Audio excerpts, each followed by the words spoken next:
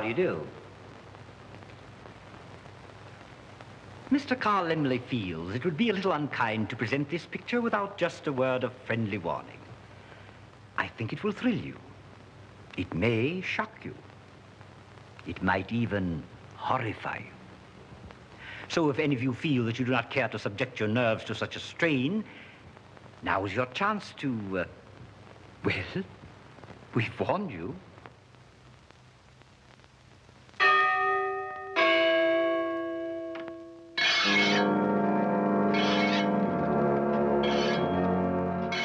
I wouldn't be the kind of writer I am today if it weren't for the early horror films, especially those of Universal.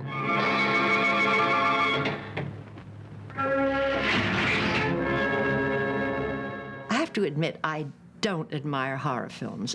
I think they're tacky. I hate the art direction. They just don't look right to me. I never felt that way. I felt the insides of the castles, and certainly Frankenstein, the laboratory, is one of those moments that you, one of those visions you can never forget.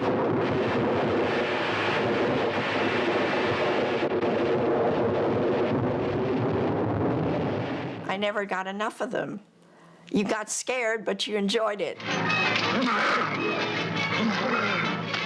I don't like scary movies. And I don't go to scary movies. All right. Camera. You're helpless, Anne, helpless. There's just one chance. If you can scream, but your throat's paralyzed, try to scream, Anne, try. Perhaps if you didn't see it, you could scream. Throw your arms across your eyes and scream, Anne. Scream for your life! What's he think she's really gonna see?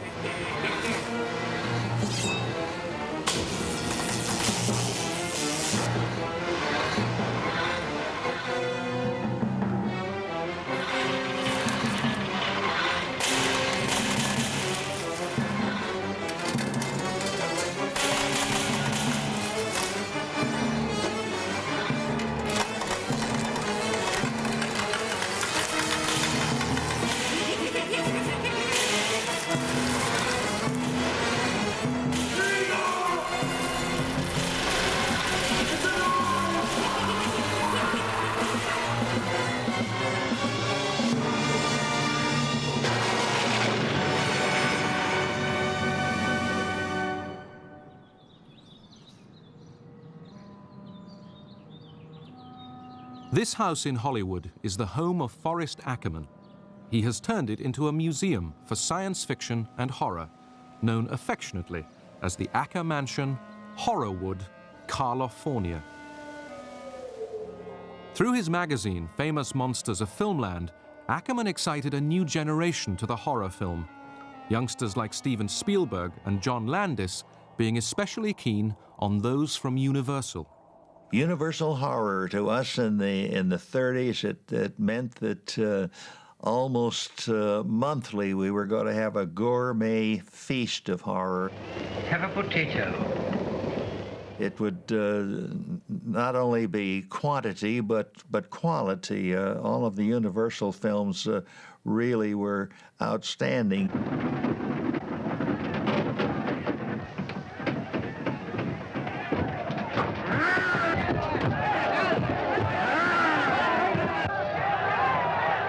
Going out after vampires. Vampires? Vampires! Ha, ha, ha! But I always understood you went after them with checkbooks, sir.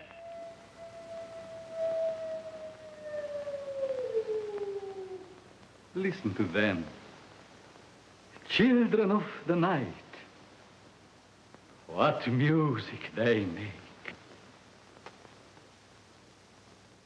I coined the phrase Hollywood Gothic to describe, that ambiance of the early Universal films, and it was new and it was novel, and audiences flocked to these pictures. They had never seen anything like Dracula. They had never seen anything like Frankenstein. Bride of Frankenstein opened with a prologue to mark the horror film's debt to English literature. In 1816 in Switzerland, Lord Byron, Percy Shelley, and his fiancée Mary set a writing contest, which resulted in two of the most celebrated of all horror stories. Astonishing creature. I, Lord Byron? Frightened of thunder, fearful of the dark, and yet you have written a tale that sent my blood into icy creeps. Look at her, Shelley. Can you believe that bland and lovely brow conceived of Frankenstein? A monster created from cadavers out of rifled graves? I don't know why you should think so. Mary Shelley's Frankenstein became a stage play, and Byron's vampire outline went through several hands until Bram Stoker applied the finishing touches in Dracula. On the screen, Dracula was immortalized by Bela Lugosi. Frankenstein's monster was Boris Karloff, not a Russian, but an urbane Englishman whose real name was William Henry Pratt. He also played the ancient Egyptian, brought back to life in The Mummy. Universal introduced a fourth great monster, the Wolfman, played by Lon Chaney Jr. It was only Universal that created a franchise, that created recurring characters, diverse monster characters, and mined them for everything they could get. These kinds of programmers became really the backbone of the studio's income, and without them, Hollywood history would be very different. I mean, where would Americans go for their summer vacations if not to Universal Studios?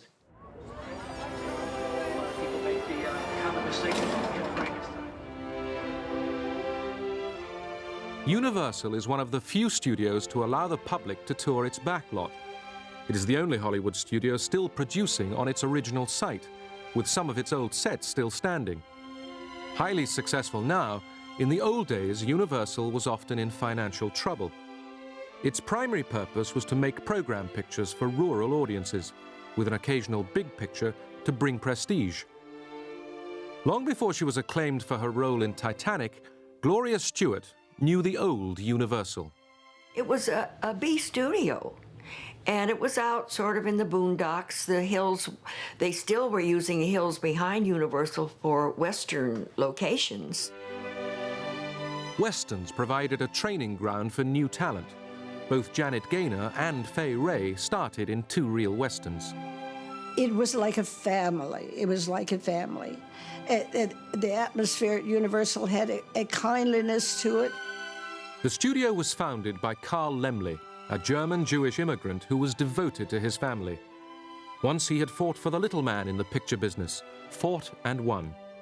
Now his son was being groomed to take over the studio, which employed something like 70 relatives. Rebecca, Carl's niece, was a dancer who lived on the backlot and who changed her name to Carla. He was a wonderful human being. He was very democratic. He would talk to everybody and listen to everybody. And people who brought their problems to him, he would listen to them. And if they needed any financial help, he would give them help.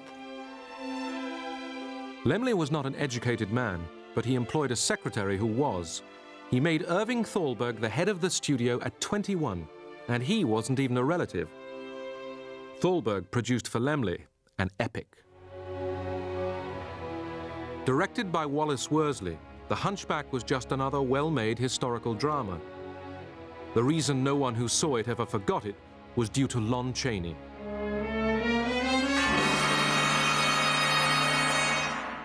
Quasimodo was a monster, but just as Victor Hugo had shown him as a human being, so did Chaney. His elaborate body makeup included the punishing burden of a 20-pound hump of plaster. Like Quasimodo under the lash, Chaney subjected himself to pain in pursuit of his art.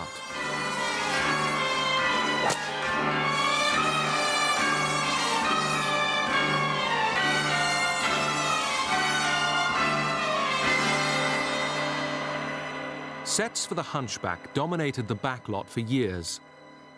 That backlot is still recognizable, although it is now dominated by buildings put up for the Universal Tour. One building is seen by tourists only from its anonymous exterior.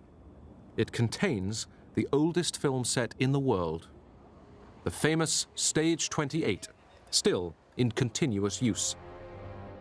Built in 1924 for the Phantom of the Opera, it contains the original Phantom set, carefully preserved under protective shrouds.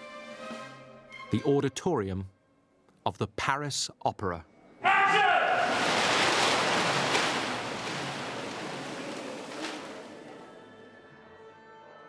Outside the Paris Opera, Carl Laemmle with the author of The Phantom, Gaston Leroux.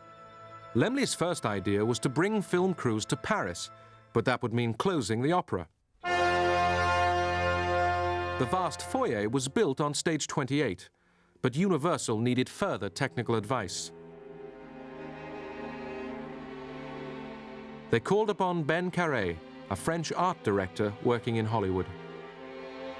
They were especially interested in Ben because he was one of the few people who knew the below stage area of the Paris Opera. He knew it very well. This is Carré's drawing of the cellars. Universal's art directors reproduced it exactly in the film.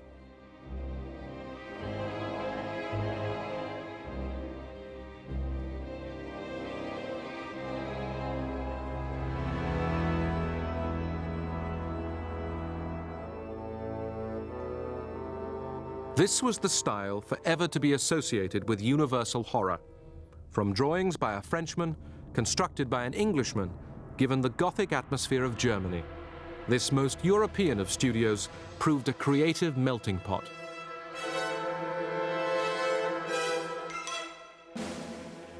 Even more important to the success of The Phantom was the cast.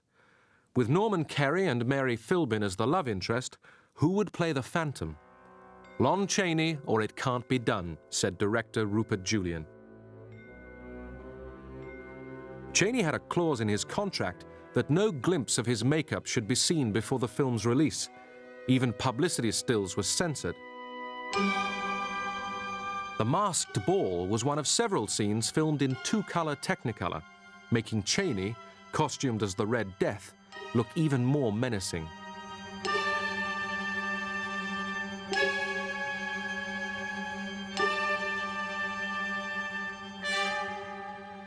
I saw The Phantom of the Opera when I was 5, and I think I've never been so scared in all my life, and all the years since.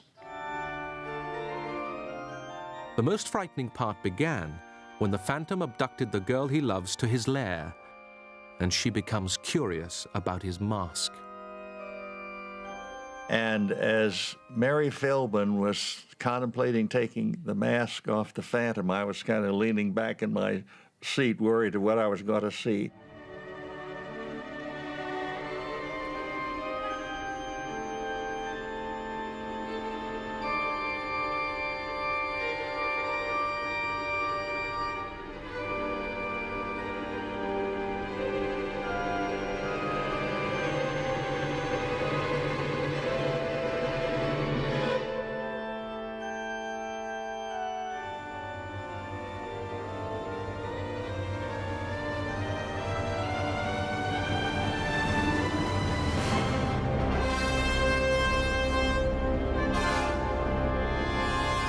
As he was unmasked and you saw the face without a nose, really, just nostril, people screamed. It was the loudest scream I've ever heard in my life.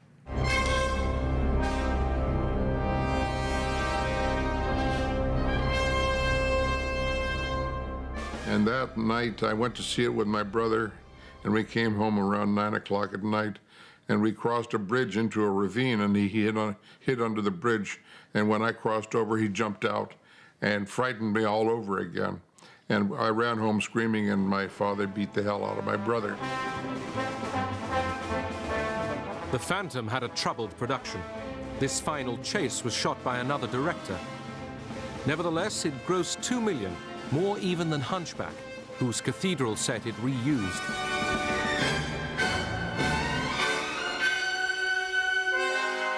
After many recuts, the film became an ideal mixture of fantasy and horror, and a triumph for Lon Chaney.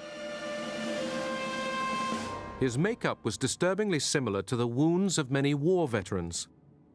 This soldier, just like the Phantom, was fitted with a mask to conceal the ravages of war.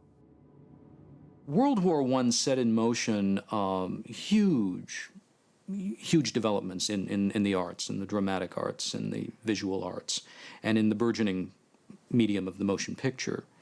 And much of this had to do with grotesquerie and distortion, surrealism, Dadaism, expressionism. Made in Germany just after the war, Caligari was conceived as a shocker. The decor was carried out in a style guaranteed to upset people. Expressionism, often mistaken for cubism.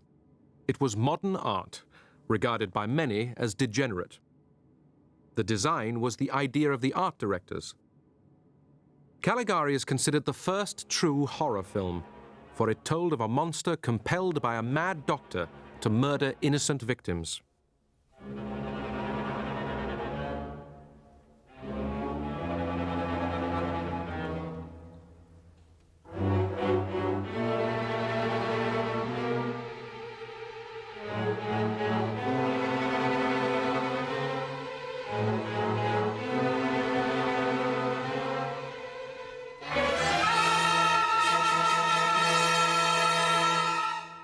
Dr. Caligari, played by Werner Krauss, is a carnival showman who uses a sideshow to conceal his crimes. His somnambulist was played by Conrad Veidt.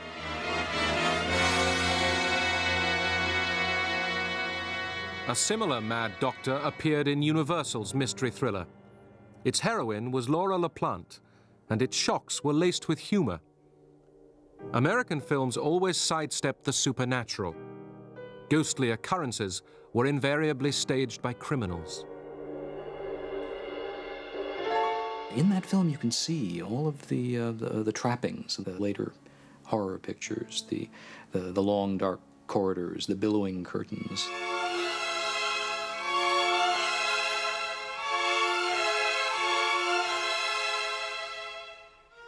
This adaptation of a Broadway hit involved the reading of a millionaire's will and a series of murders in an old, dark house.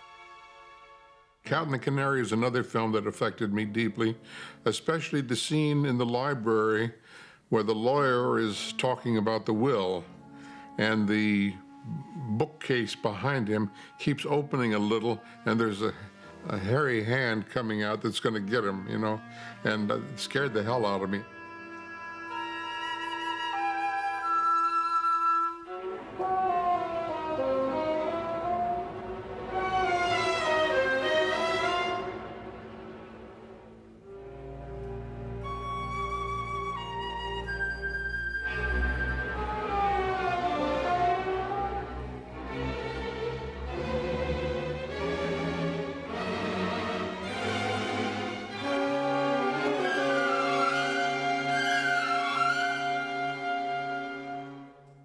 So that's one of the most vivid scenes in any movie I've ever seen. The film was directed by a German, Paul Lenny. He had made the film Waxworks with Conrad Veidt and had a fascination with the uncanny. His film was so successful it was remade in sound as The Cat Creeps, directed by Rupert Julian. The name in the third envelope, name in the...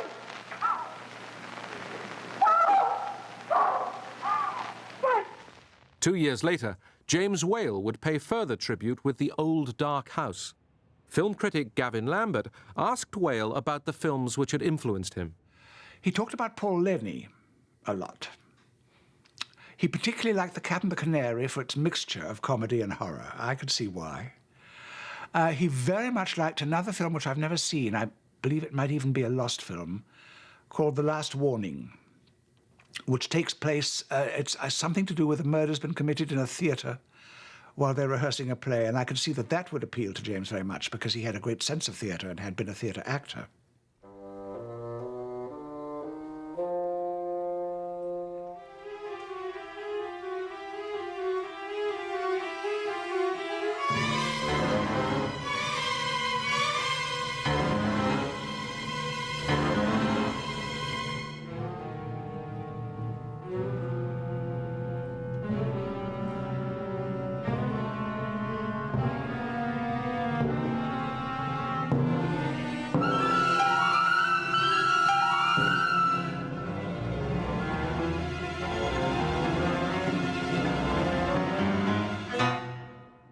Paul Lenny quickly became the leading director on the lot, and Carl Laemmle revived plans to repeat the success of Hunchback with another drama of disfigurement, The Man Who Laughs. The production supervisor was Paul Kohner. Like The Hunchback, it was based on a novel by Victor Hugo, and it was to star Lon Chaney. From 17th century England, a sect is being expelled, for they mutilate children to sell as freaks. This boy, Gwynplaine, has had his mouth disfigured.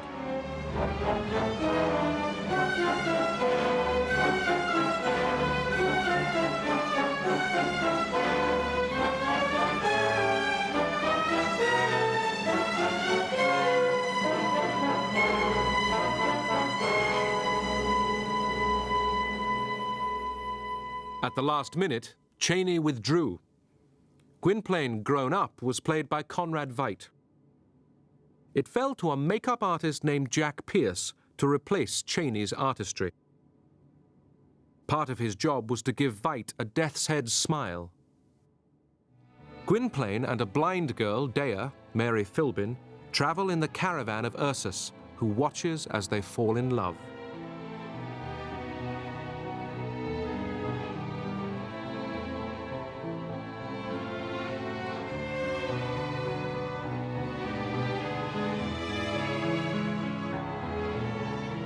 At the end of that film, when I first saw it when I was, I think, 6 or 7, I was in tears, and I went to see it again a couple of years ago, and the darn thing works, huh? Because you are the person in need. You are the person in agony. You are the person with the permanent smile.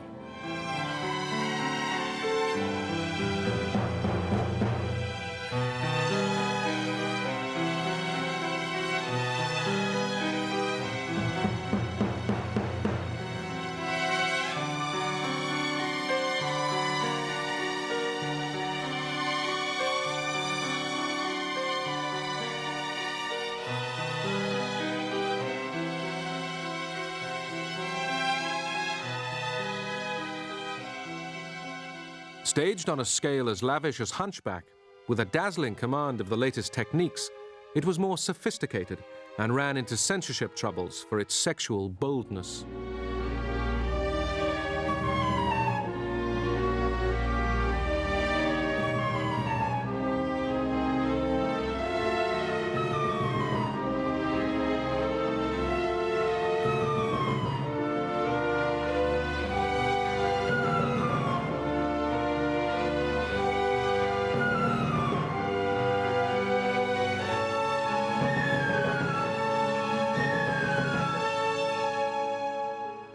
In the late 20s, movies were becoming a scapegoat on both sides of the Atlantic for civic groups and social reformers who were just convinced that movies were destroying morality and could incite, the youth of America and England to acts of violence and even murder.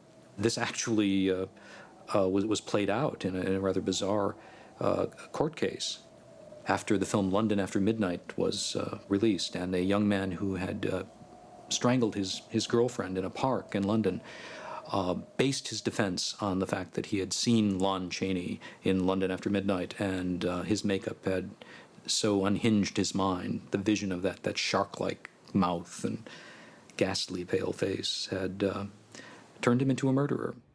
London After Midnight, a lost film, was a story of vampires closely related to Dracula. Chaney had long expected to play Dracula and Todd Browning to direct it. Browning and Chaney had started at Universal, but were now a team at MGM, renowned for its prestige pictures. Here, Browning directs The Mystic in 1925. MGM certainly had the finest technicians, yet Browning preferred a much simpler style, perhaps the equivalent of the carnivals in which he grew up. But he had a huge impact on the development of the horror picture. His interest in disfigurement, mutilation, revenge melodramas dovetailed with the similar interests of Lon Chaney, and they did many unforgettable films. And they provided the blueprints and the roadmaps, I think, for a lot of the later talking horror pictures. Chaney played a crippled gangster in The Penalty, Directed by Wallace Worsley, the film aroused protest for its violence, which encouraged the rise of censorship.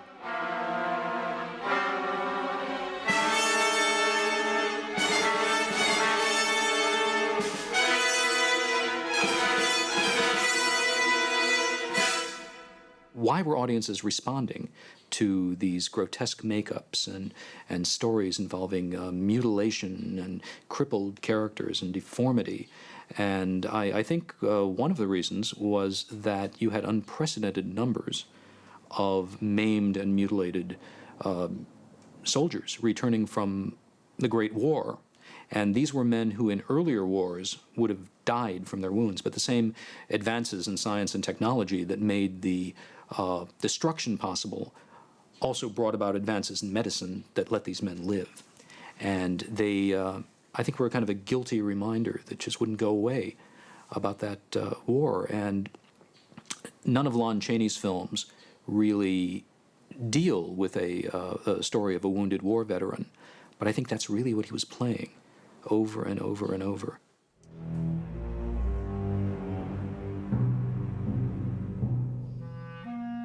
In this scene, Chaney is visiting a surgeon to ask him to amputate his arms. He is a criminal recognizable by a genetic defect. Chaney loves a girl in the circus, played by Joan Crawford, who cannot bear to be touched. She believes him to be the armless cripple he poses as in the circus. He is gratified to see her rejecting the circus strongman, Norman Kerry. But when he returns from the operation, he finds them lovers.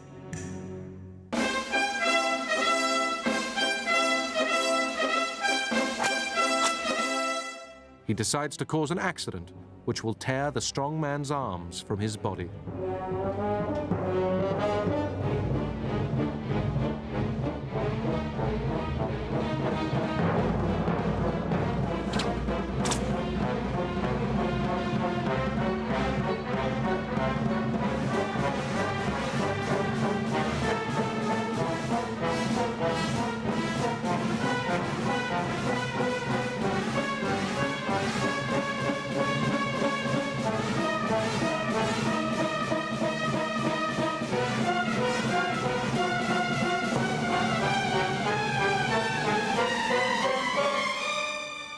Todd Browning was the top director for these macabre films, and Universal signed him in the hope that he would make Dracula.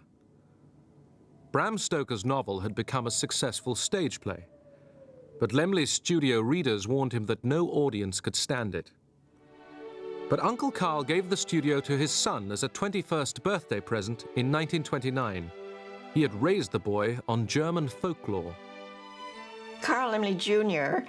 Loved horror things. When he was a little boy, he was crazy about anything that had to do with the macabre and the horror. And so he thought it would be a great idea to make movies like that. But his father was dead against it. He thought it was a terrible idea. Carl Laemmle was all in favor of entertainment. Here he is at a party, but Dracula couldn't be called entertainment unless Chaney was in it. Junior may have been in charge, but Dracula wouldn't be bankrolled without Chaney. Paul Kohner wanted to do Dracula with Conrad Veidt and Paul Lenny, but Veidt went back to Germany and wouldn't return until the period during the war, when he made Casablanca, and Paul Lenny died suddenly from blood poisoning in September 1929. Kohner was elbowed aside and Junior became producer. He pursued the team of Browning and Chaney, and while he got Browning, Chaney was more difficult. Junior did not want the actor who had played the role on the stage and sent this telegram to his agent: "Not interested, Bela Lugosi." Chaney was terminally ill with lung cancer.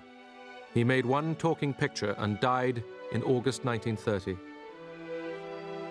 Chaney died when I was 10 years old. It was the end of the world. I thought at the time that if death could die, and he personified death, if death could die, I wasn't safe. So his death threatened me. It was the first real outside death in my life that was a terrible event. With Chaney gone, the front office had to reconsider their approach. For the first time, the American cinema took a chance on a completely irrational and bizarre premise. Dracula was what he seemed to be. He was a 500-year-old blood-sucking demon from hell. And the studio shied away from it. They knew the stage play had been very, very lucrative. But one studio after the other just turned it down because they thought the public will never buy this. The strength of the vampire is that people will not believe in him. After considering a number of actors, Ian Keith, Paul Muni, Universal ordered a test of Bela Lugosi. He was so anxious for the role, he settled for a quarter of the salary of the juvenile lead, David Manners.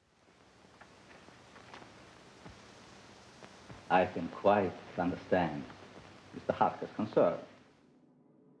David Manners was interviewed by David Scarl in 1989.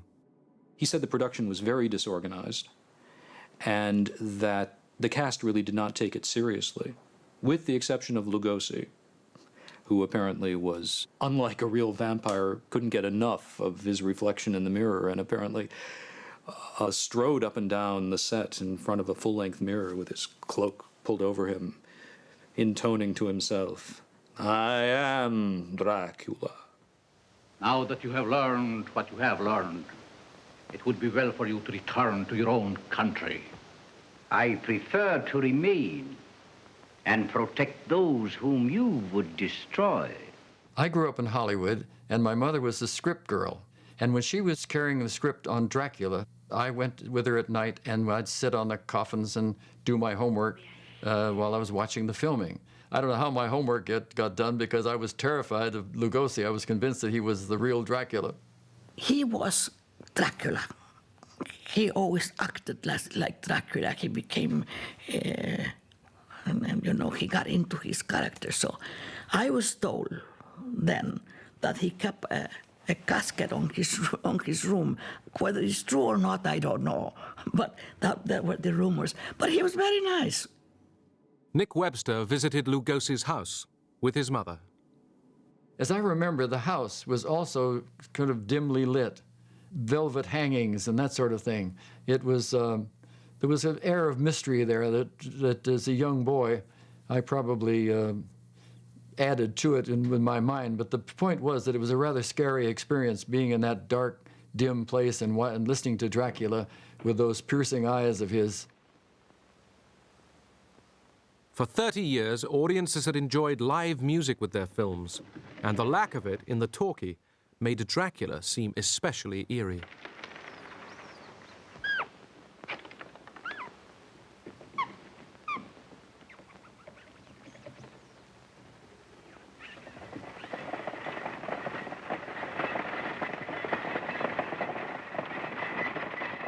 I just so happened that I was in the opening coach scene of Dracula, and I spoke the first lines of dialogue in the picture, which seemed to have established me as a cult figure from that time on.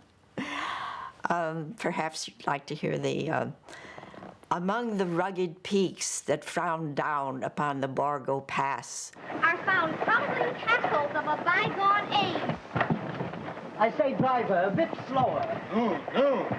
Must reach the inn before sundown. Uno de los lugares más agrestes y menos conocidos de Europa.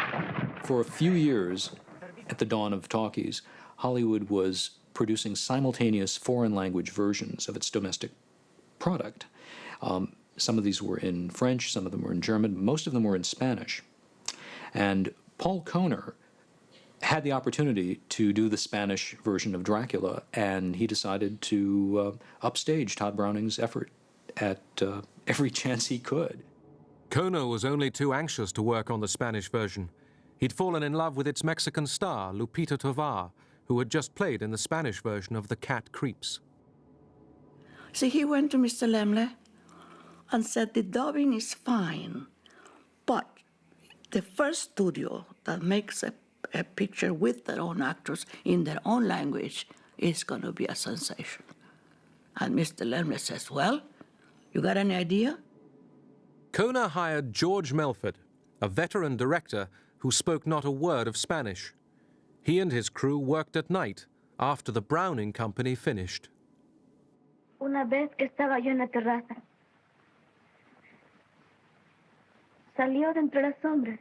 So the same way, working at nights, and we finished before the English. And when they show it, it was a sensation because they all felt that it was more exciting than the English.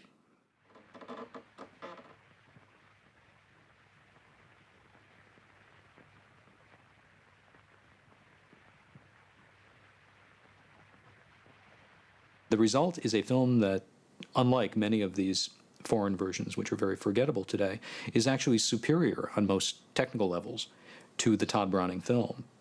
You know, there's this myth that the camera, you know, in 1930 in Hollywood was, you know, immobilized behind these sound boxes, and it really was not the case. And there's a tremendous fluidity of camera movement in the Spanish Dracula, especially one shot where Dracula first appears, where a huge crane was used to kind of sweep up the steps from the bottom, from Renfield's point of view, to Dracula's full figure, you know, standing there holding the candle. It's really a stunning moment. Browning does very little with it in the film. Dracula is just kind of seen plodding down the stairs.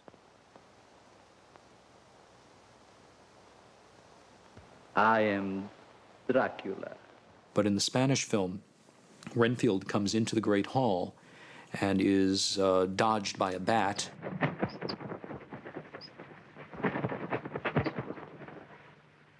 And then turns around and suddenly out of nowhere, framed in front of this huge spider web, is Dracula.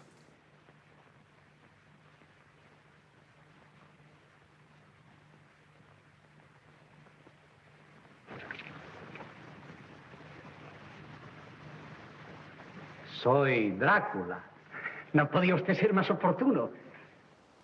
Thanks. It looks very inviting. Out. The English language version became a classic, mainly because of Lugosi.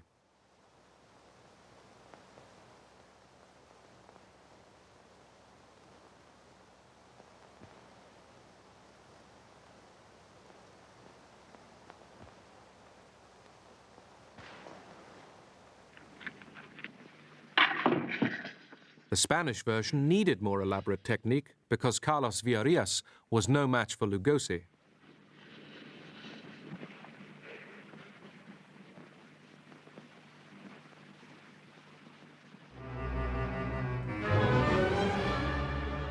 In any case, they both drew from the F.W. Murnau original, a print of which Universal had just acquired.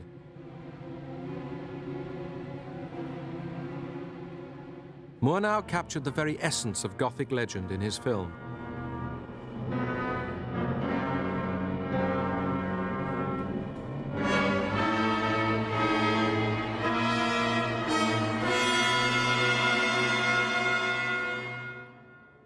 Murnau had been brought to California by Fox. But I know Paul had a terrific respect for Murnau. I admire him very much. And I think he followed in a way, the same ideas of him. Similarities to the Murnau film occurred mainly in the Spanish version.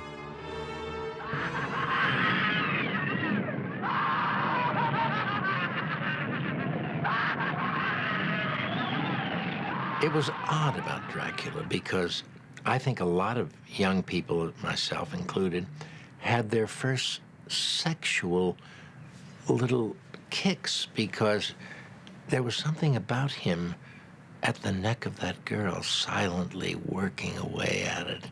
And I know I've talked to several people, women included as well as men, who felt the same thing, that it was, and of course he was dressed so beautifully, and it was so suave, and the women were so beautiful, but once he was with them, they were at peace and rest, and they seemed very satisfied.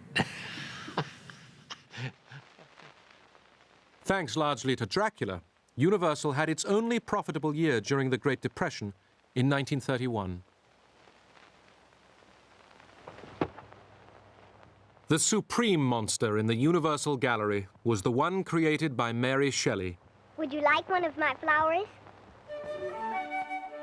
He owed a lot to the Golem, played by Paul Wegener, who made no less than 3 silent versions of this Jewish legend. A child accidentally removes the source of his energy. Played by Charles Ogle, the Frankenstein monster had first appeared on the screen in 1910 in a primitive Edison one-reeler.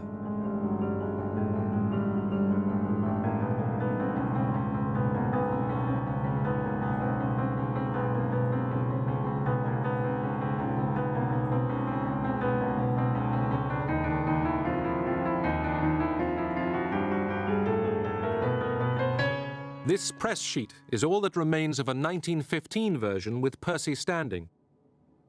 Bela Lugosi was offered the part after his success in Dracula. Director Robert Florey filmed a test reel, but to Universal's dismay, Lugosi turned it down. He was right to have turned it down, though, because the script he was shown was not the script that Boris Karloff acted. The monster was only a grunting creature. It was a killing machine. It had none of the pathos that Karloff and James Whale brought to the final version. On the opening credits, the role of the monster is left a mystery. Cameraman Arthur Edison gave the picture the look of a German silent film, as requested by James Whale, as did art director Charles Hall, who would design most of the horror films. Whale replaced Robert Florey. He had been a stage director and designer in England. Whale at first didn't want to do it. He said he thought it was a joke. He also wanted to do mainstream assignments, and he wasn't sure about Frankenstein, although quickly he became excited by the possibilities of Frankenstein. He realized that Frankenstein was a classic of English literature. Frankenstein offered him a tremendous opportunity to create something new and different, and something that was, to a certain degree, based upon the films that he admired so much from Germany in the 20s. Paul Wegener, one of the great German stars who had made The Golem, appeared in another film which had an influence on Whale. Directed by Rex Ingram, it had The Thunderstorm, The Tower, The Mad Doctor obsessed with creating life, even The Hunchback Assistant. The whole thing ended in traditional fashion. Just like The Bride of Frankenstein,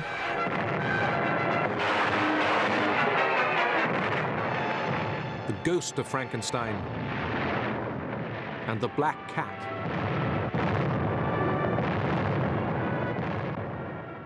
But Frankenstein had something the magician lacked: a monster. The first time I saw Frankenstein, I hid under the seat. Even the coming attraction, I saw the coming attraction the week before. Scared the hell out of me. The monster is created by Henry Frankenstein, played by Colin Clive, with an amazing panoply of electrical effects.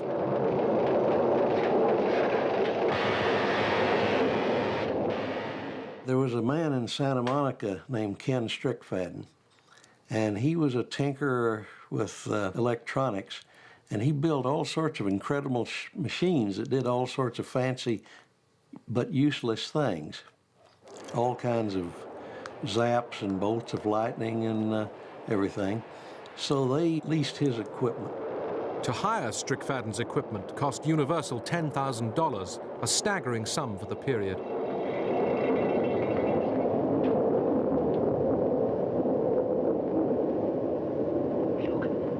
It's moving. It's alive. What should this monster look like? Early representations ranged from the handsome to the ludicrous. Publicity for the 1910 version claimed it omitted anything that might shock.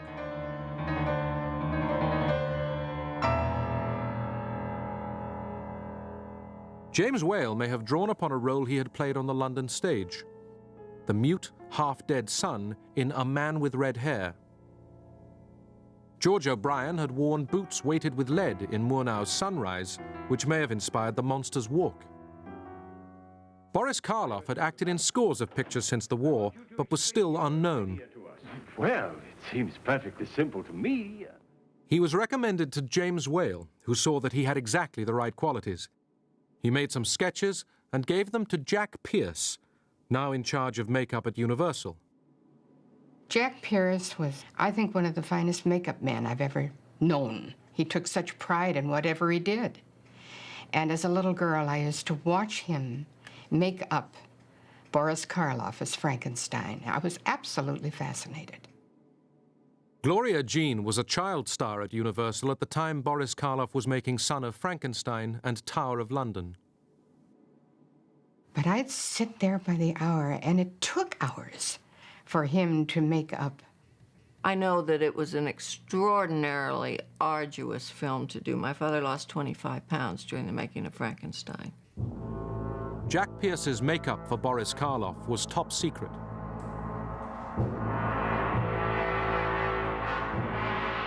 James Whale was asked for his approval. And there was Karloff made up as the monster, sitting in front of a mirror in the makeup room. And he saw James come in the mirror, and he always spoke with a slight lisp, you know, Karloff. And he said to James, and James imitated him, telling me this story, and said, "I think this will be the most sensational thing ever seen on the silver screen." Here he comes. Let's turn out the light. You hear the monster walking around in the corridor. That was very scary then, because you don't even notice it now. You don't, well, he's making noise in the corridor, so what? But then it really shook people.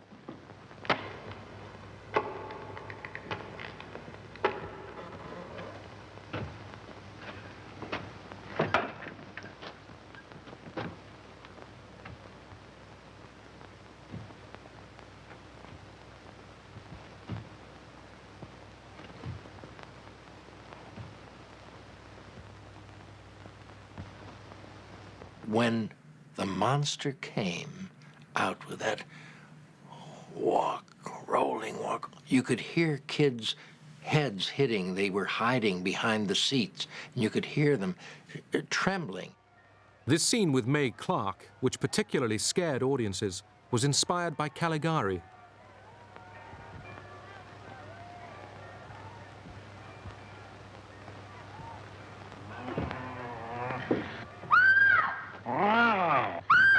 But I went down Market Street to the Orpheum Theater, and in front of the theater was an ambulance. And I thought, wait a minute, what kind of a film am I getting into here? And I got in the lobby, and two nurses were standing there. And, you know, I was only about 15 years old, and I was getting to be a little frightened by it all. And during the showing, about in the middle of the film, a lady on the aisle screamed, jumped up, ran up the aisle and out the theater. That was my first example of the promotion department at work, because all of that was obviously, as I see now, was just planted. Frankenstein was a box office phenomenon. Hit by the Depression, people were grateful for such supernatural escapism. I was always amazed that people couldn't see Frankenstein in color, because the makeup was green, and it just absolutely bowled you over. Black and white, it was superb, but people missed something, that they didn't see that in color. Technicolor tests were made for Son of Frankenstein, but abandoned. This scene comes from a home movie shot by Mrs. Karloff of her husband strangling Jack Pierce.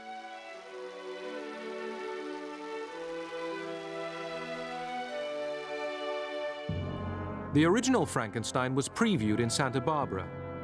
Years later, James Whale recalled the event for a friend, film director Curtis Harrington. After the preview, he was sound asleep about 3 a.m., and suddenly the phone rang from the desk, and they said, "There's someone who wants to speak to you, Mr. Whale." And the voice came on and said, Are you the guy that directed that picture they showed tonight?" He said, "Yes." He said, "Well, I can't sleep, and I'll be goddamned if I'm going to let you sleep."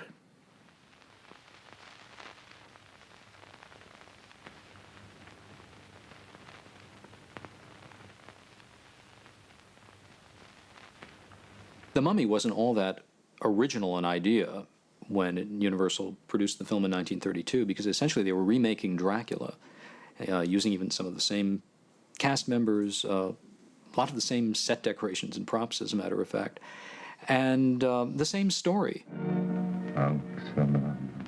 A high priest of ancient Egypt, brought back from the dead, claims the spirit of a princess, played by Zita Johann. Is anything the matter?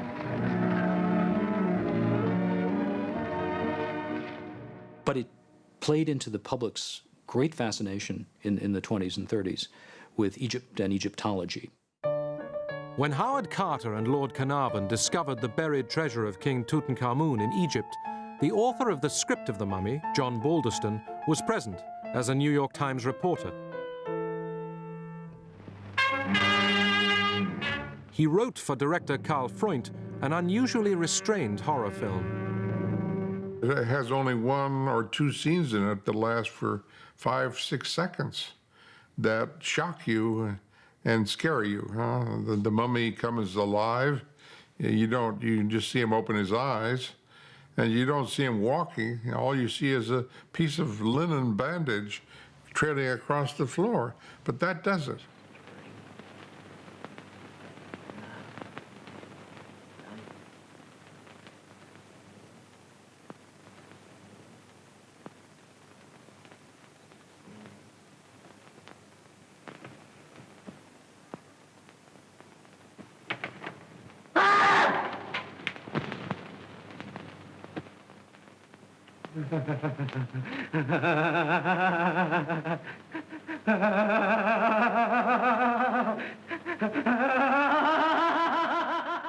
Boris Karloff played the lead. Turhan Bey, who later starred in The Mummy's Tomb, saw the film in Vienna. I saw this man with a fez. My father was Turkish, you know, and I often saw him in a fez. I saw a beautiful man. I did not see a monster or a menace. I saw a fascinating, fabulous face. Karloff's acting was absolutely superb.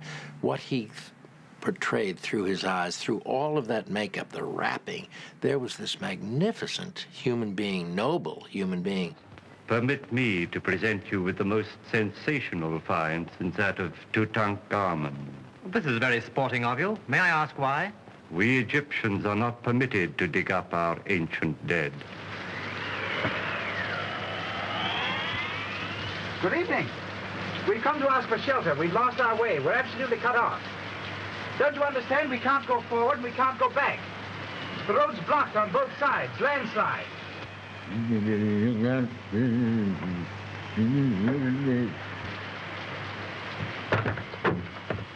Even Welsh ought not to sound like that.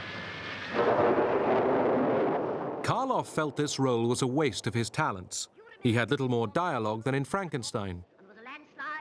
But James Whale reveled in this chance to work in the Paul Lenny style, with an added note of perverse humor. He cast Gloria Stewart. She was impressed by Whale's dedication. Very meticulous. He was in charge of the props. Every morning the props had to be exactly right. Wardrobe, he checked very carefully. He had the camera setups all put on the left-hand side of the script. He really had his hand in everything in the making of a film. And this was particularly true in The Old Dark House. There are lots of touches that are only James. Very original. Gloria Stewart wears a dazzling white dress in the film.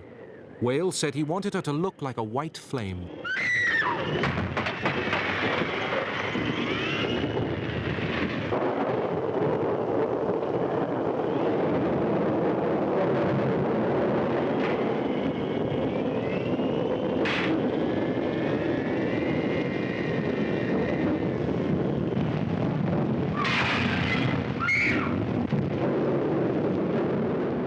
Universal was setting the standards, and then the other studios started smelling money in these kinds of pictures, and very rapidly we had Paramount producing Dr. Jekyll and Mr. Hyde.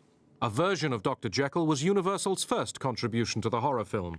It featured King Bagot in both roles.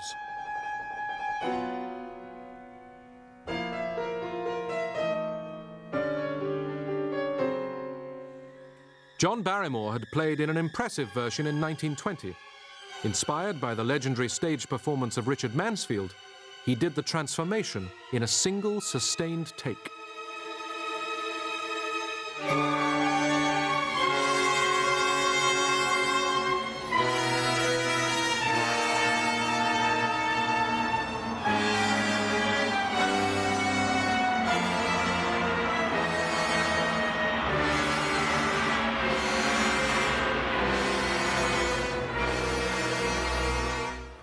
But the Rouben Mamoulian version surpassed even this. Science to the unknown.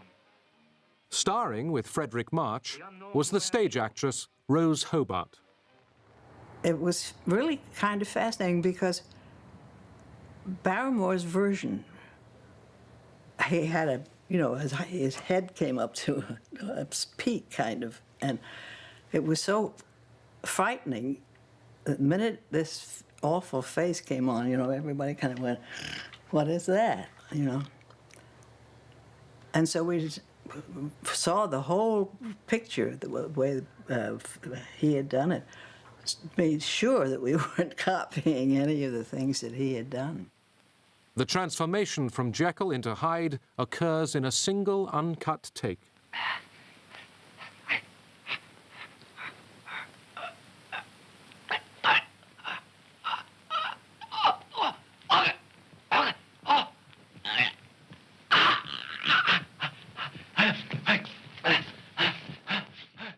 Rouben Mamoulian was interviewed in 1969 by Philip Jenkinson. Are you prepared to divulge at least some of the secrets that went into the amazing metamorphosis from Jekyll or Jekyll into Hyde? Still has people guessing.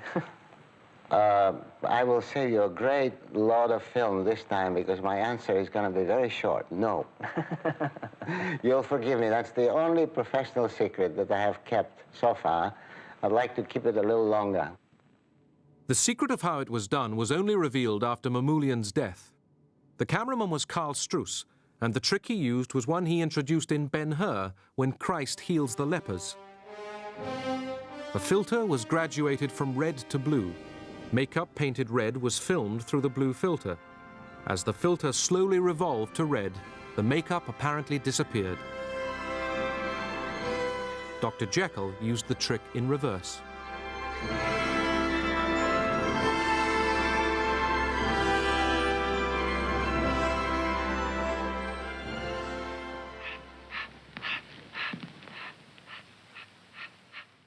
Another victim of his own drugs was Claude Rains as the Invisible Man. He spent this, his first Hollywood picture, swathed in bandages at the mercy of James Whale and the Universal Special Effects men under John P. Fulton. It's easy today with the blue screen techniques and so on to do an Invisible Man sequence.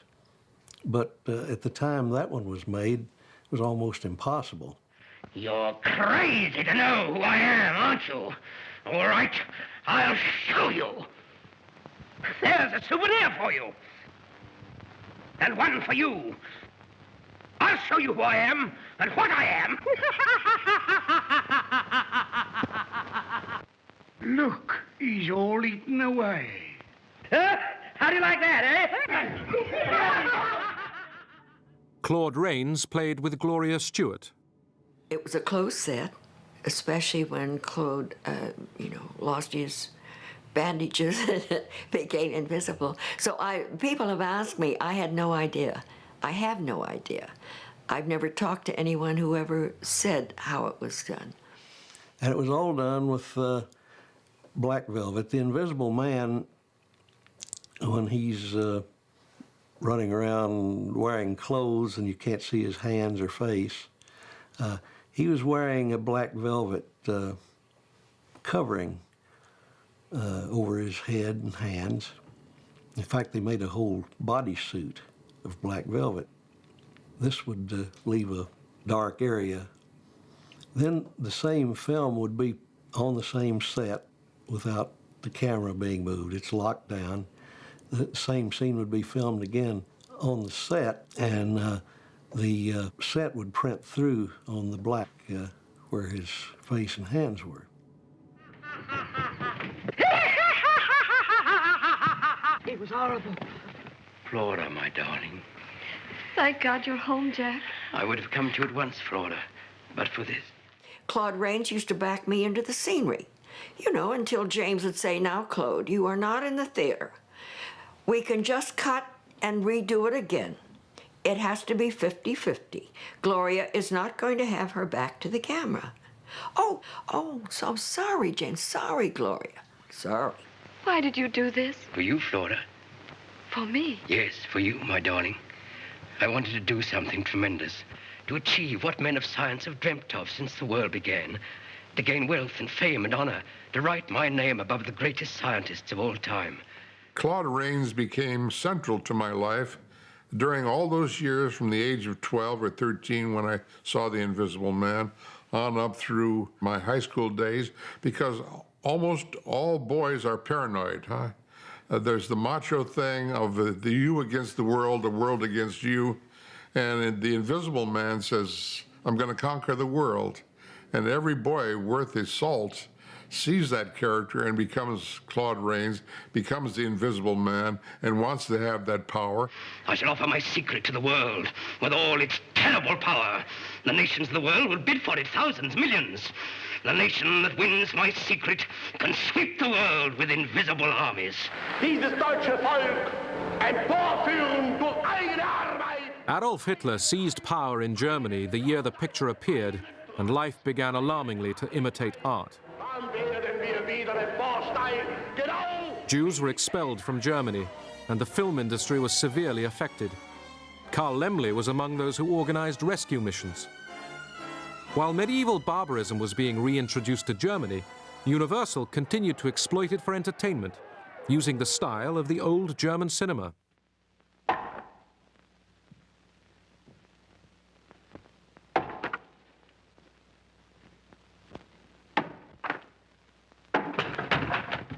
Robert Florey made up for losing Frankenstein by directing this thriller based loosely on Edgar Allan Poe.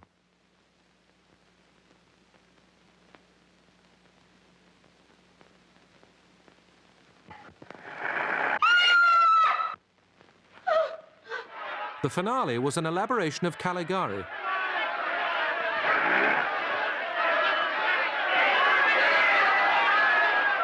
You fool!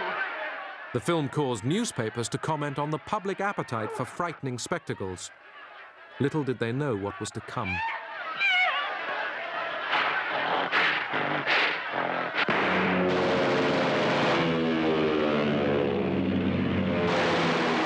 The climax of RKO's King Kong depicted the king of the jungle being shot off the top of the new Empire State Building. The gorilla was animated by Willis O'Brien. When the animal picked up Fay Wray, the audience had to believe the impossible.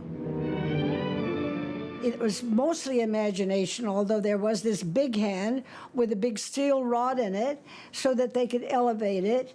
Once they got me locked into the fingers of it, that is to say that I would stand on the floor of the stage and they would just fold those fingers around me and securely, and then by leverage, I went up in the air. The imagination that had to be applied was that not only was I in the hand, but I had to imagine Kong, the whole thing of Kong, the whole creature was there. I did it as long as I possibly could, and then when I felt that I was going to slip through, I would holler, ask them to come and put me down. Producer Marion C. Cooper was the model for explorer Carl Denham, played by Robert Armstrong. Do you always take the pictures yourself? Ever since the trip I made to Africa, I'd have got a swell picture of a charging rhino, but the cameraman got scared. That darn fool, I was right there with a rifle. Seems he didn't trust me to get the rhino before it got him. I haven't fooled with cameramen since, to do it myself. Think he's crazy, Skipper? Just enthusiastic. Enthusiastic. He was like a little boy with his enthusiasms, just all wound up with excitement about any idea that he might have. And he was very magnetic. During World War I, when this propaganda poster was current, Merian C. Cooper was a fighter pilot who later served in Poland, and his partner Ernest Schoedsack a combat cameraman. They made expedition pictures together, the most famous being Grass. Schoedsack directed the live-action sequences in Kong. Cooper and O'Brien were in charge of scenes like this.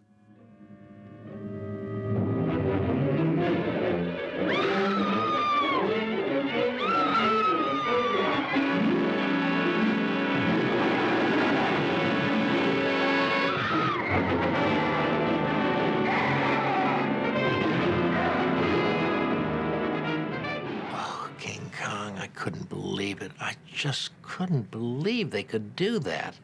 And I mean, I really believed. I know somebody said, well, you know, he's only a little toy. Come on, don't tell us that. That's bull. I mean, we knew that was a lie. We knew that it was real. It is a tribute to O'Brien's work that it is still hard to imagine Kong as a model, despite the improvement in special effects since 1933. But a model it was, although it varied in size from scene to scene.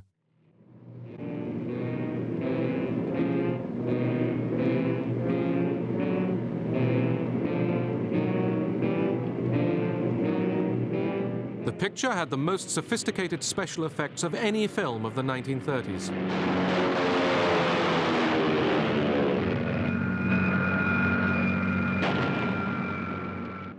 Schoedsack and Cooper played the pilots in the final scene themselves.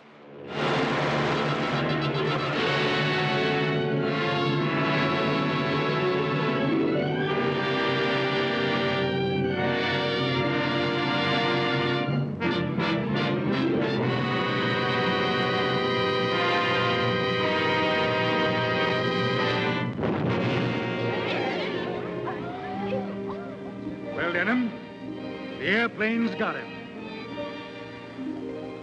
Oh, no. It wasn't the airplanes. It was beauty killed the beast.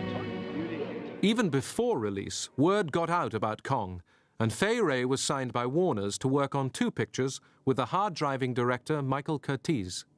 He was part of the camera. He was steel. That was my impression of him. Like, for instance, when people had to stop for lunch, he would march up and down in front of them and say, "Why did they eat? I don't eat." Mystery of the Wax Museum was released in 2-color Technicolor. Lionel Atwill played the owner of the museum, determined to add Fay Wray to his exhibition. And I am going to give you immortality. No, please. Oh, please. I've done nothing to hurt you. I have no desire to hurt you. You will always be beautiful. Think, my child. In 1,000 years, you will be as lovely as you are now. Come. No. Come. Let me go. Let me go. I stopped as soon as I got a few pieces of wax off his face. It just froze me. I was so stunned to see what I saw underneath that naturally I wasn't going to keep at it and say, "Oh, I want to see more." But he wanted me to keep hitting until it was all off for the sake of the camera.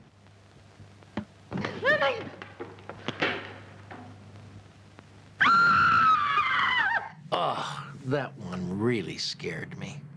When Fay Wray slapped his face and the face cracked, it was such a surprise. I mean, talk about a surprise. I think everybody screamed and everybody went crazy. And that was a picture that gave me nightmares. The boiling wax.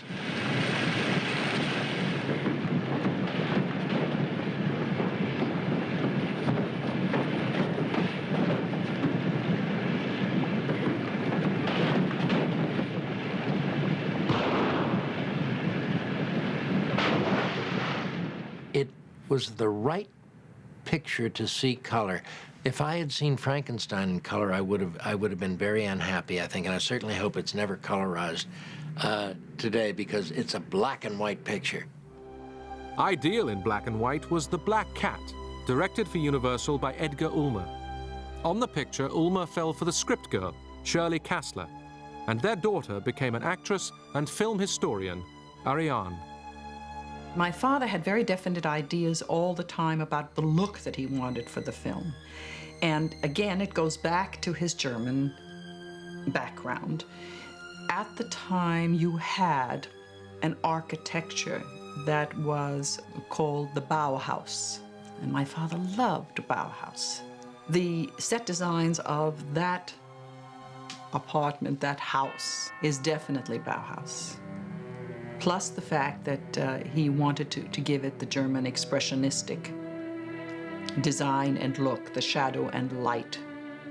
And it was, he just had a wonderful time with it. It was one of his happiest experiences. I know that he always loved this film. Come, darling, you must go back to bed. You're not strong enough. He's quite right. You had a severe shock. You must sleep.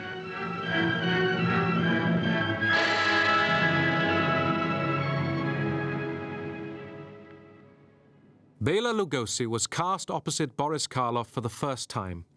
Audiences in the mid-30s couldn't get enough of horror films, and The Black Cat was one of the darkest and most popular. Lugosi played Dr. Verdegast, betrayed during the war by the Karloff character, Polzig. You killed her as I am about to kill you.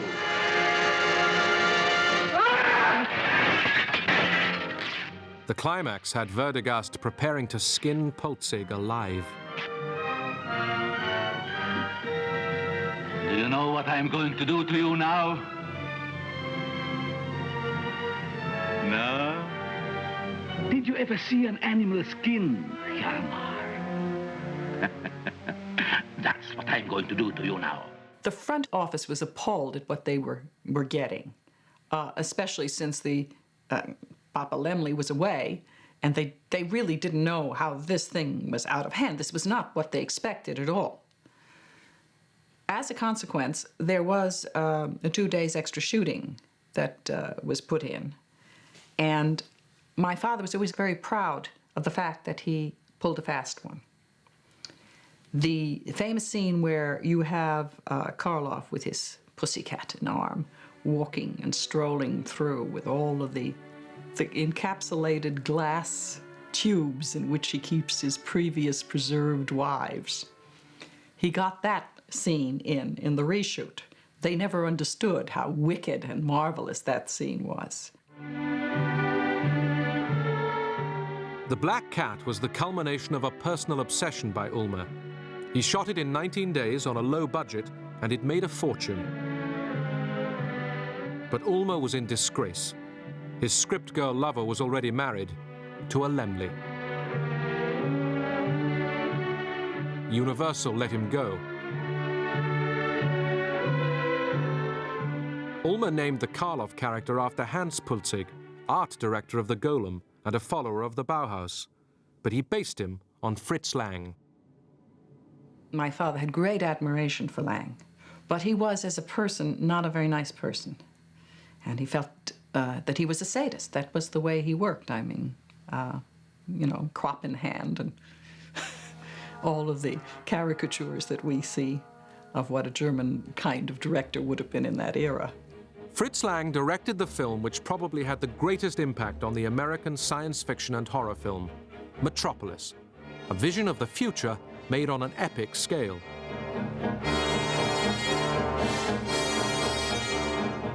A half-crazy inventor seeks control through the use of a robot. The robot is given the physical attributes of a young woman, but not the soul.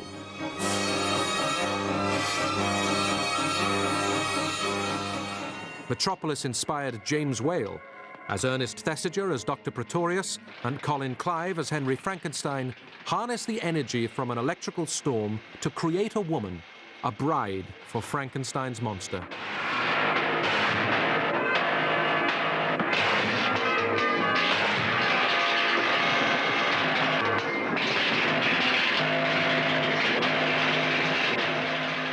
Whale may have taken ideas from other films, but like Frankenstein, he put them together to create something astonishing, one of the most memorable sequences in film history. It's coming up!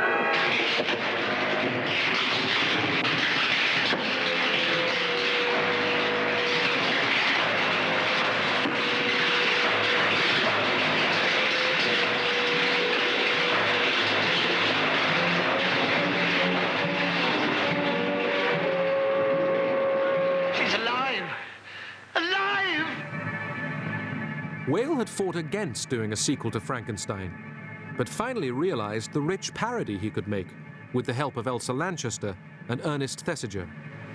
The Bride of Frankenstein.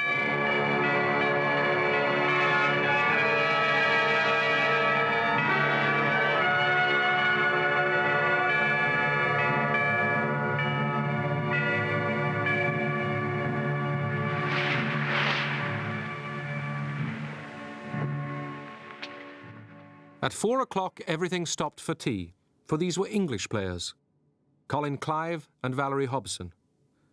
The casting of Ernest Thesiger was inspired, for he was a past master of what has come to be known as camp humour. My first experiment was so lovely that we made her a queen.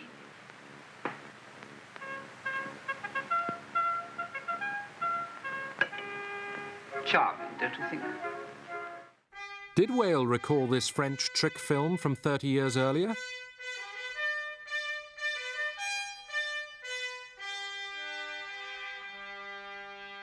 Whale made the radical decision that the monster should talk, as in the novel.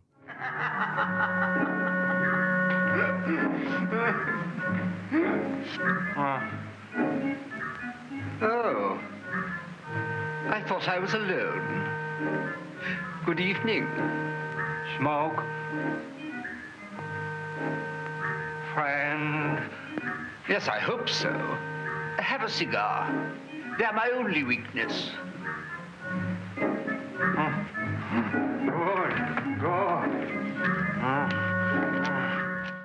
I've always been told that my father objected to the monster suddenly becoming articulate, but I think the cinema history has proven him wrong. That film has stood the test of time so well and is so highly acclaimed critically that I think it's a good thing they overrode my father's feelings about being a speaking monster. Remember, this is bread. Bread. Bread. And this is wine. To drink. The monster is taught his few words by a blind hermit.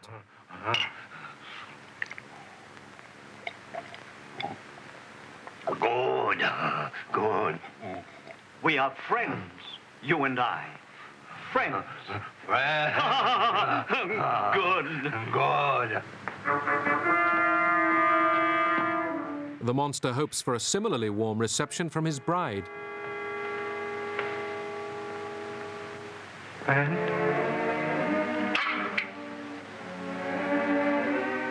Friend?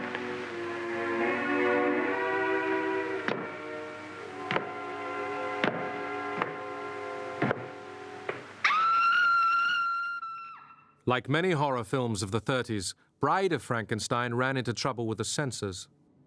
Bride of Frankenstein was one of the most embattled films of the 1930s because there was something for them to object to, you know, behind every tombstone in it, especially the overtones of blasphemy. Think of the power to create a man. And I did. I did it. I created a man. And who knows, in time I could have trained him to do my will. I could have bred a race. I might even have found the secret of eternal life. Henry, don't say those things. Don't think them. It's blasphemous and wicked. This film was really a lightning rod for controversy, and Whale played them like a violin to the point where they didn't even understand how they were allowing him to make the film even more subversive, and he would add more religious imagery into the film and more crucifixes. But what he ended up getting away with was the direct representation of the Frankenstein monster as Christ at the crucifixion.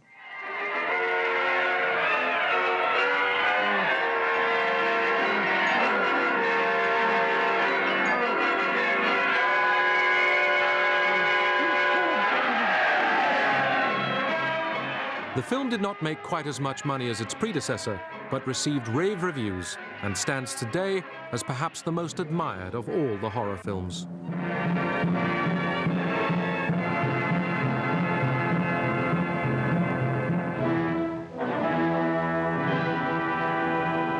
It'll be the perfect marriage. match.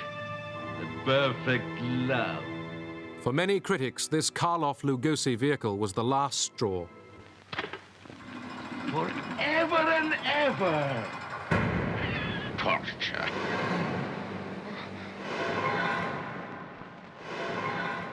These images caused international protests.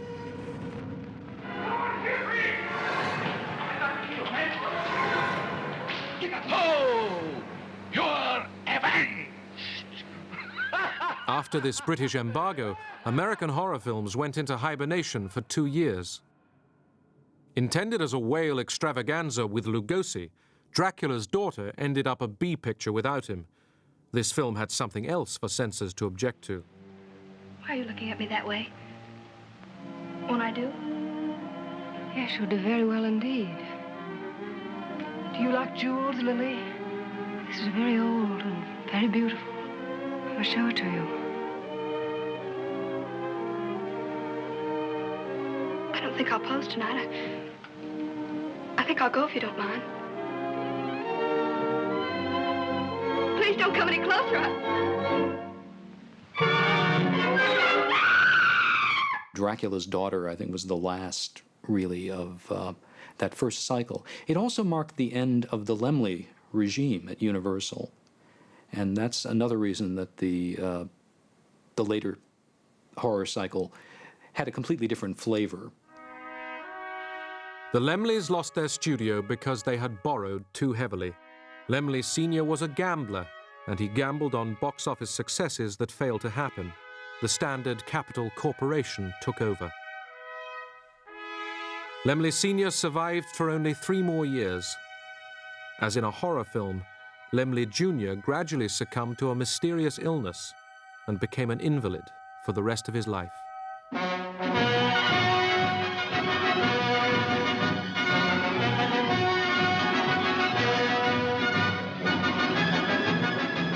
The new regime dropped horror films from their schedules. They too were soon heading for disaster, but a reissue program helped to save them. Universal never realized that they had some masterpieces. In 1939, there was a theater called the Regina Theater on Wilshire at the corner of La Cienega, where every night, all night long, 24 hours a day, for a year, they played Frankenstein and Dracula. And the lines around the block existed for miles, people coming at 3 in the morning to see these 2 films. The revival's success prompted the new Universal to make Son of Frankenstein. Basil Rathbone played Wolf on Frankenstein, determined to repeat his father's experiment, without realizing the result of that experiment is still alive.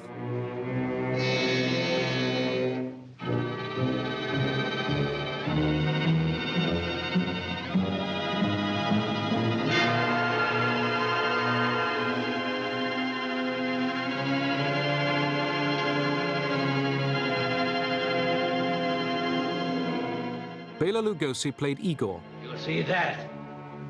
They hanged me once, Frankenstein. They broke my neck. They said I was dead. Then they cut me down. Lionel Atwill played the police inspector whose arm had been torn off by the monster when he was a boy.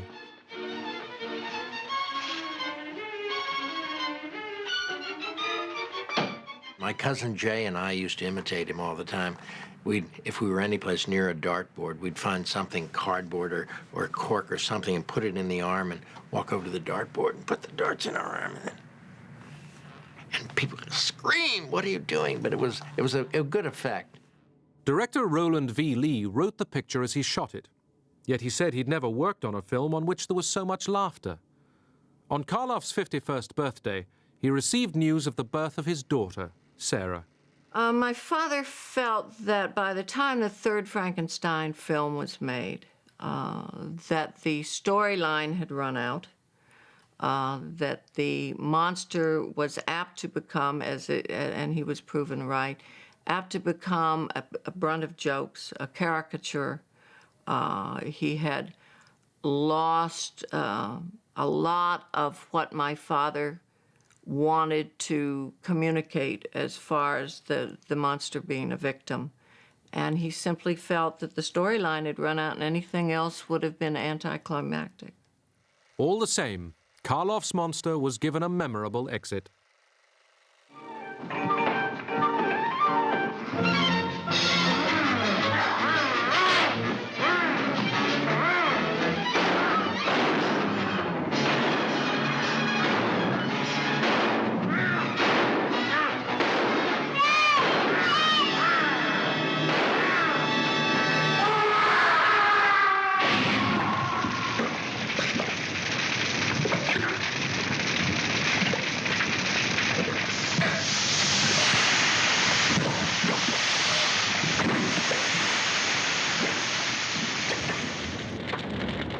Later that year, 1939, war broke out in Europe.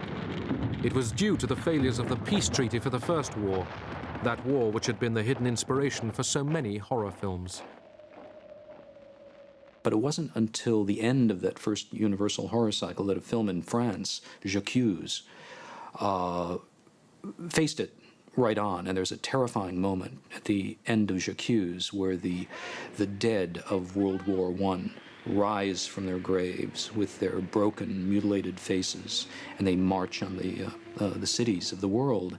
And in those faces, as they march, you see glimpses of Lon Chaney and Boris Karloff and all the others. And it took that long for the this secret of horror films to be faced directly.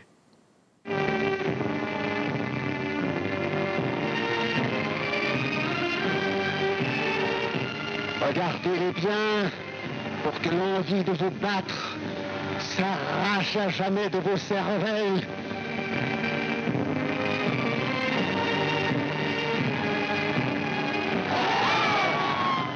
Remplissez vos yeux de cette horreur.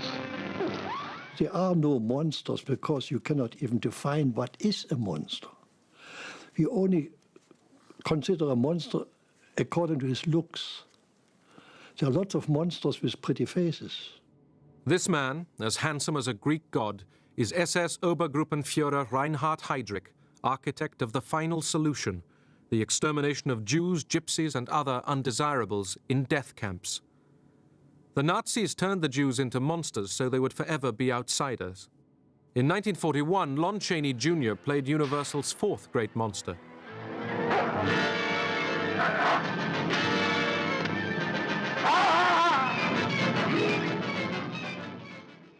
It was dreamed up by Kurt Siodmak, whose original screenplay was changed somewhat by George Wagner, Universal's producer-director. He changed. I had an American mechanic coming to England to install a telescope, and he changed him into the son of a lord. I couldn't imagine that Don Chaney is the son of a lord. Chaney, the son of the great actor, played with Claude Rains. Despite the changes, the Wolfman would become the most popular monster of the war years, making several return appearances, and it added to the mythology. I made a four-liner. I don't know, I never made four-liners in my life, but I made a four-liner. Even a man who is pure in heart and does his prayers at night may become a wolf when the wolfbane blooms and the autumn moon is bright. Now it is published everywhere as a gypsy fairy tale. Chaney has been bitten by a werewolf and realizes he is turning into one himself. The first transition concentrates on his legs.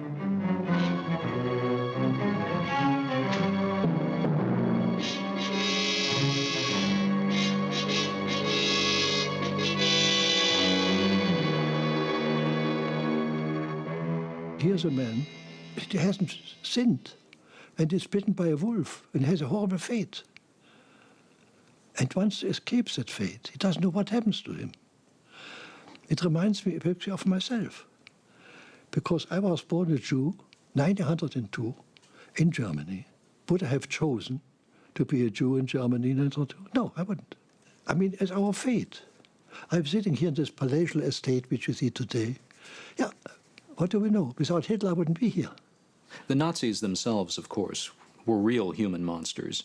And even though the public didn't know what was going on behind the gates of Auschwitz, the experiments that Dr. Josef Mengele and his ilk were carrying out were really strangely paralleled in the plots of a lot of these mad science movies.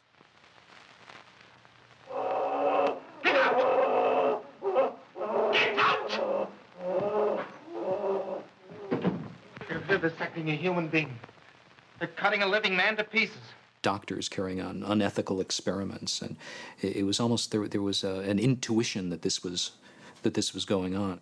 Few people knew about the true horror, like this image from the death camps, and the old-fashioned kind proved as popular as ever in America during the war years. Here, Lugosi plays the monster. Soon, anyone available could play a monster.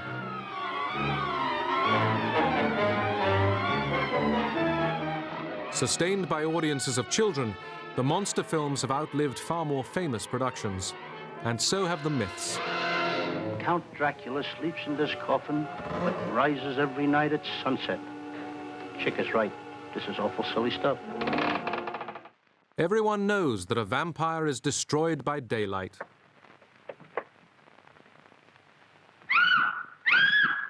That a werewolf can only be killed by a silver-tipped weapon. Yet this knowledge is purely the product of the movies. Universal movies. When you ask somebody to draw a picture of Frankenstein, they draw a picture of Boris Karloff. If you ask any 10-year-old kid to talk like Dracula, they talk like Bela Lugosi. And I think that's really an amazing testimony to the durability of these characters, the sheer durability. As in the movies, you know, they keep coming back from the dead, and in real life they seem to as well. Look out! The lever! Get away from that lever! You'll blow us all to atoms! Henry! Under the door! Henry! Get back! Get back! I want to let you come! But I can't leave them, I can't! Yes, go! You live! Go! You stay! We belong dead!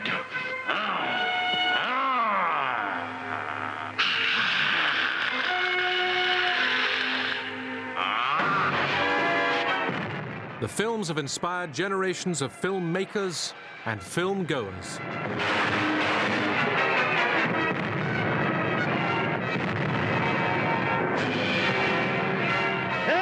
How do you like that,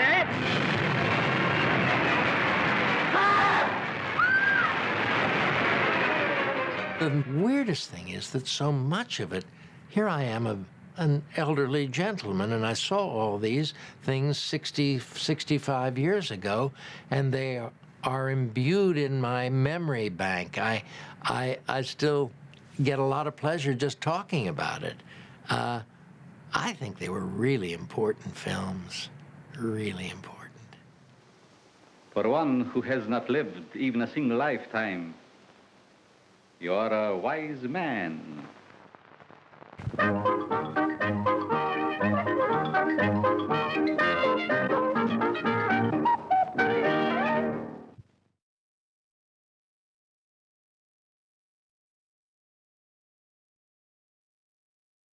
Thank you.